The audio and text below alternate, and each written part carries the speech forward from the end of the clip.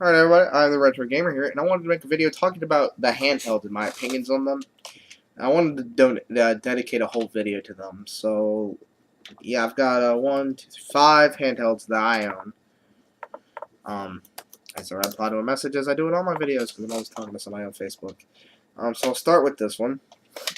It's the only one that's not Nintendo, and as most of you know, I do own a Sega Game Gear. And unfortunately, the backlit on this one has burned out. It's about $20 to get it fixed. But I do like this system, and I do have a power adapter for it, so it doesn't eat batteries, and it does work. It's just the backlight's pretty much gone out on it, so I kind of need a light. But yeah, this thing, I think they should have added another button. But other than that, I really like this system a lot. I think it's a really good system. Sega produces a lot of quality stuff other than 32X. And here's what the games look like. I really like the way the games look. And they fit snugly in the back. So that's cool. I think I paid $20 for it. Just because I really, really wanted it. But yeah, this thing's it's really neat. If you don't have a power adapter, though, this thing is going to eat batteries all to hell. And yeah, I would recommend this. It's got a pretty good library. Oh, never mind. Next up, I guess this would be the next oldest, is my green Game Boy Color with a blue battery pack. The label's torn and there's writing on it. Not very good shape, but it was like $5, so I bought it. And works just fine. Okay, Game Boy Color. What a good system. Awesome library games, but it had one downfall.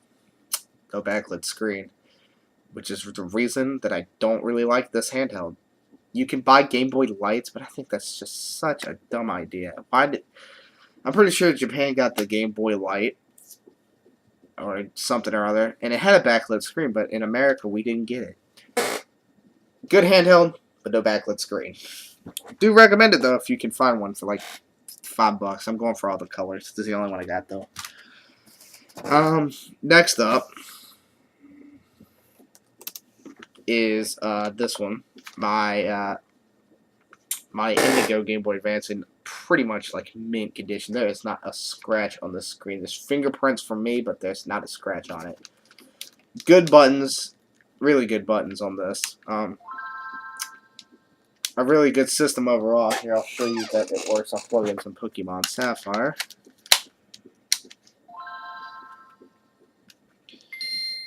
As you can see, the game does play.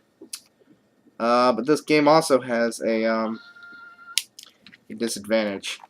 No backlit screen again. But it is backwards compatible with Game Boy Color, and Game Boy Advance games, I'm pretty sure. But no backlit screen. Pretty depressing, no backlit screen. And then we come to, in my opinion, what will be forever the best handheld ever made.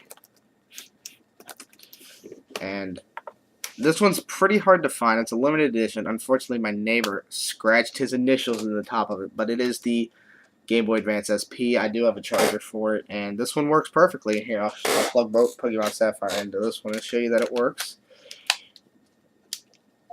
And you can turn the backlit on and off, but it does have a backlit screen. And considering this is backwards compatible with Game Boy Advance, Game Boy Color, and original Game Boy games, I'm pretty sure gives this thing a huge library and just overall a great handheld. Unfortunately, I need to replace the battery in this. It saves, but the internal battery clock timed events thing doesn't work. But yeah, this thing has an absolute huge library. It's really compact. It doesn't take batteries. The buttons are nice. It's quality. This is the limited edition Platinum Onyx. I paid $20 for it, and it's worth more than $20. I'm gonna say around 50-ish, maybe more. Somebody let me know if anybody knows the value on this. Unfortunately, I don't know if you can see it, but yeah, there he carved his initials into the top, which sucks. But I really wanted one. Every single one that I saw at the flea market was $35, so this is cool for 20. And probably the best handheld ever made. And then we get to the newest handheld that I bought. I shucked out $170 for this thing, and it is a Nintendo 3DS. I've had this thing for a couple months now, since I believe June. So I've had it for about 2 months, and I really, really enjoy this system. It's backwards compatible with original DS games.